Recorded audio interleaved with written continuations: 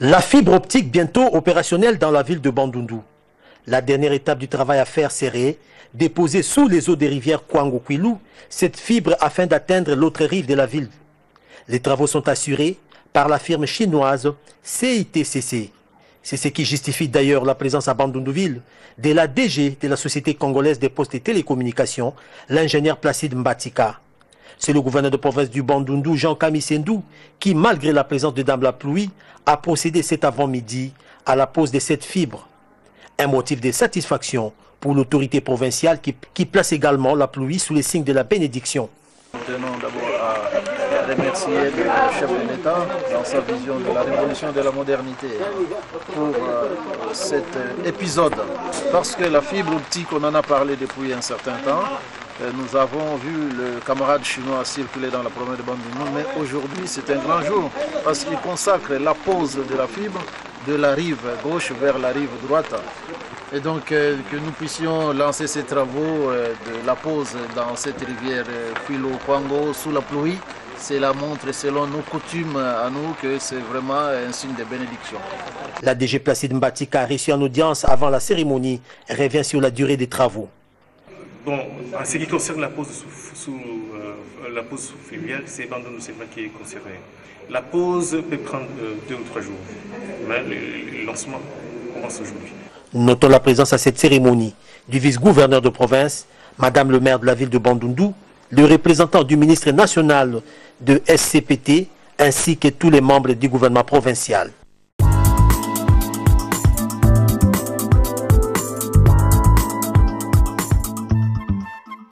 Si Internet est une toile, voilà celui qui en tisse le fil. Un navire câblier avec à l'intérieur des milliers de kilomètres de fibres optiques, ce câble noir et blanc. Ces hommes travaillent en fait dans une bobine géante. Leur mission, dérouler patiemment cette pelote. Une fois déposée au fond des océans, c'est cette fibre qui fera transiter vos emails, vos photos ou vos vidéos à l'autre bout du globe. Destination pour notre bateau. Et donc on en est où là au niveau du mouvement ? La pointe du continent africain. Pour allier la France à l'Afrique du Sud, il faudra plus de 9 mois d'opération en mer. 17 000 km de câbles vont être déroulés. Coût de l'investissement, 500 millions d'euros. Des lignes sous-marines reliées à une dizaine de pays. Entre autres, le Sénégal, la Côte d'Ivoire et le Nigeria, avant de rejoindre la ville du Cap. Pour des millions d'entreprises africaines, l'arrivée du très haut débit, c'est d'abord l'occasion de développer enfin le commerce numérique. En tout, plus d'1 million de kilomètres de câbles sont déjà opérationnels entre l'Europe, les États-Unis et l'Asie. Et la moitié d'entre eux viennent d'ici. Comme sur un métier à tisser, voici la précieuse fibre optique. Ce simple fil de silice, un minéral transparent. C'est une fibre qui fait un diamètre à peu près de 250 microns, donc c'est l'équivalent d'un cheveu en fait. Dans ce câble, 4 brins de fibre optique. Ils sont ensuite entourés de métal pour les protéger avant d'être chargés sur les bateaux. L'an dernier, l'usine a produit 24 000 km de câbles. C'est la moitié du tour de la Terre. Principaux bénéficiaires, les compagnies de télécom qui peuvent ainsi vendre de nouveaux produits. Les opérateurs pourront développer des services sur les tablettes, sur les smartphones qui sont très demandés, quel que soit l'endroit du monde où on se trouve. Dès l'an prochain, une nouvelle fibre optique sera posée entre l'Europe et l'Afrique. Un nouvel âge d'or des télécoms, plus d'1 siècle après la pose du premier câble téléphonique. L'Afrique, nouvel Eldorado du numérique. Un faible taux de pénétration, d'importants problèmes d'accès à l'électricité, mais des projets innovants et des infrastructures en développement, comme l'installation de la fibre optique sous-marine sur la côte ouest africaine par l'entreprise ACE.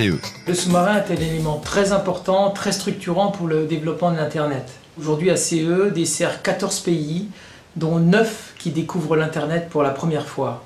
La connexion à un réseau haut débit mondial est vraiment très importante pour le développement des entreprises et donc de l'économie. L'Afrique de l'Ouest rattrape son retard sur ses voisins de l'Est. Le marché du numérique se structure et les géants du web se positionnent activement sur ce juteux marché. Aujourd'hui, Google a inventé ce qu'on appelle Google Baraza, c'est-à-dire une espèce de place publique, à l'image de la place publique, la fameuse place publique en Afrique, qui s'appelle Baraza en Swahili, et donc sur laquelle on peut aller poser des questions et puis avoir des réponses sur certains sujets. Voilà, donc en fait l'enjeu c'est vraiment ça, de capter la dimension culturelle et linguistique de cet endroit, de ce terrain de jeu. C'est un terrain de jeu en fait aujourd'hui pour les géants de l'Internet. Des grandes firmes comme Google, comme Ericsson, comme Samsung font des appels à projets et pas mal de concours sur le continent africain pour justement repérer ceux qui ont les développeurs qui ont des idées un peu innovantes. Ils connaissent déjà l'environnement, ils seront bien placés pour être en première ligne pour le développement quand vraiment le boom va avoir lieu. La révolution numérique doit être rendue possible par la multiplication des politiques publiques, comme avec l'Université virtuelle africaine, organisation intergouvernementale. La mission de l'Université virtuelle africaine, c'était vraiment d'utiliser tout le potentiel des nouvelles technologies de l'information et de la communication pour accroître l'accès à l'enseignement supérieur. Le développement économique d'un pays, ça passe beaucoup par l'éducation de ses ressources humaines, la formation supérieure, la recherche et le développement. Certains cas, effectivement, ce sont les personnes qui devancent les besoins. C'est ce qu'on cherche à développer dans les pays, justement, d'esprit d'innovation, d'esprit d'entrepreneuriat. Les Africains se sont appropriés les outils numériques, et en particulier les smartphones, sur lesquels fleurissent 1001 applications innovantes, made in Africa. Des applications ont été faites pour pallier au manque d'infrastructures, notamment dans le domaine de la santé. Des applications comme MPDIRE, qui vont permettre, en envoyant un code inscrit sur la boîte de médicaments, d'avoir un retour par SMS pour valider ou non la légalité de ce médicament. Donc c'est assez intéressant puisque la contrefaçon en Afrique est la cause de 100 000 morts par an sur le continent. Des applications qui permettent d'améliorer les conditions de vie et un meilleur développement économique, comme dans le secteur de l'agriculture. 3 Kenyanes ont créé une application qui s'appelle e-Farm. Les paysans sont souvent isolés du reste du monde. Aujourd'hui, grâce à cette application, ils peuvent avoir accès au prix du marché mondial, à la météo, etc., qui permettent d'adapter leur activité. Ce sont des contenus, ce sont des applications qui répondent aux besoins de l'Afrique, mais qui ont aussi vocation à être partagées pour faire de l'Afrique un continent qui participe au développement des contenus dans le monde. L'internaute africain est d'ores et déjà un acteur incontournable du monde connecté. Et ce qu'espère Teresinha Fernandez de l'Université virtuelle africaine, c'est que le numérique africain corresponde aux besoins des Africains, à leur culture et leur vision du monde.